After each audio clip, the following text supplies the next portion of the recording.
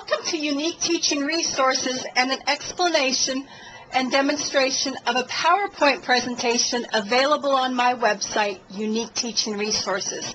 This is a Halloween PowerPoint activity. It is called Who Wants to Be a Millionaire game and is based on the popular television TV show.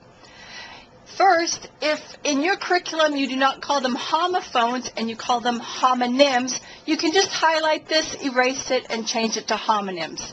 If you are not supposed to be doing activities related to Halloween for religious reasons, you could change this to Scary Homophones, to Miss McDonald's Homophones, any title that would be suitable for you.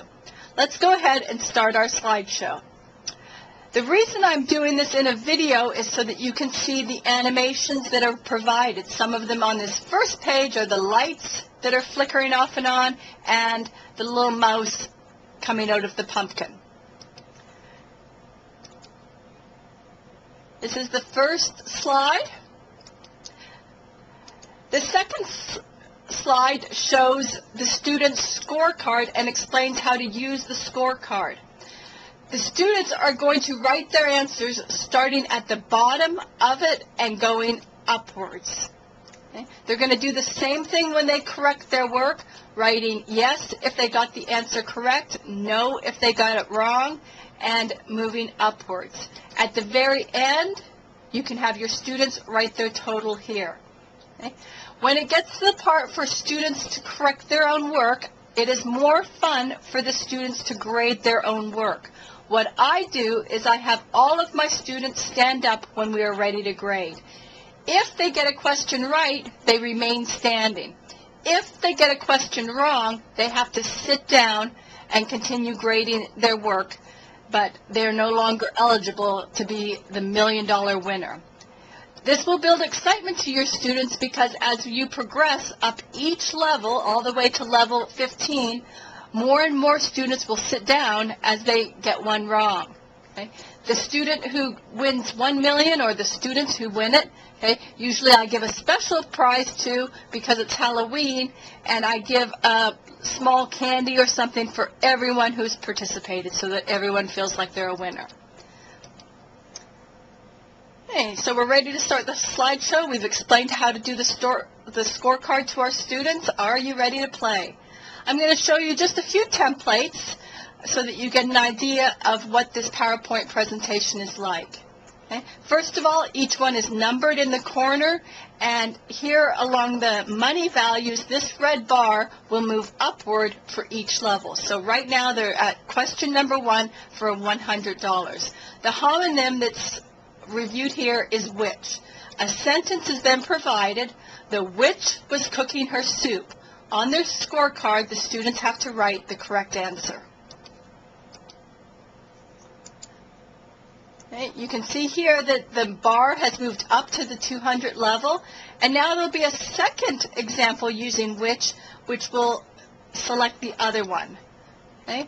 Do you know which house is haunted? Okay, again, question number 3 is moving upwards. Now we get another homonym pair, whole. The man ate his whole dinner. Students write it on their scorecard, reminding them to start at the bottom, going up. Okay? And now the other sentence using whole would be question number 4. Again, moving up to $500 this question is worth. Okay? The cat climbed inside a hole in the pumpkin. And this would continue on, okay, all the way up to question 15. I'm going to skip to slide 19, okay? And once we've gone through the 15 questions, now the students are ready to check their work. This is when you would want to ask your students to stand up and remind them that they're scoring their own work, and it's important for them to be honest. They write yes if they got the question right, no if they get it wrong, and then they have to sit down. At the end, they're going to write how many they got correct. Okay, I'm going to show you how the grading works because the slides look similar, but the answers are provided there. So again, question number 1 at the $100 level, okay, I would ask a student for the answer, and participation, and then after that, once you click, the answer's highlighted in white, and the answer appears in the sentence. Let's look at it in number 2. Okay, question number 2, again, it moves up to $200. Do you know which house is haunted? Okay, look and see, this is going to go highlighted in white. One more example, the man ate his whole dinner. Question number 3 at the $300 level. Okay, look in here for it to be highlighted. Go all the way through. Skip a few more slides. We're now up to $1 million. Question number 15 with the homonym there and there. The answer comes up, and they are finished. And that would be the end of the slideshow. The last page on the PowerPoint presentation is the worksheet that you can print for your students to use to fill out. Okay, let me show you how to use that.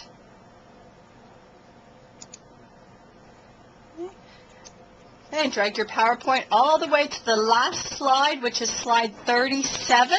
And you'd want to print this out so that your students have this record sheet. You would go File, Print, and you want to be very careful.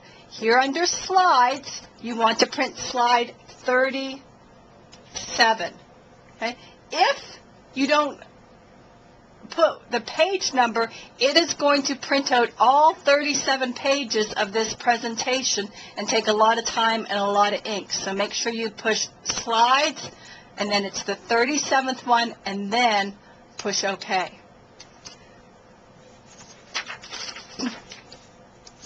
Okay, here's an example of what that looks like. I hope that your students enjoy this activity. If they found homonyms boring before, I assure you they will not find this a boring activity, and they'll be very excited and very engaged and on task. Again, this is from Unique Teaching Resources.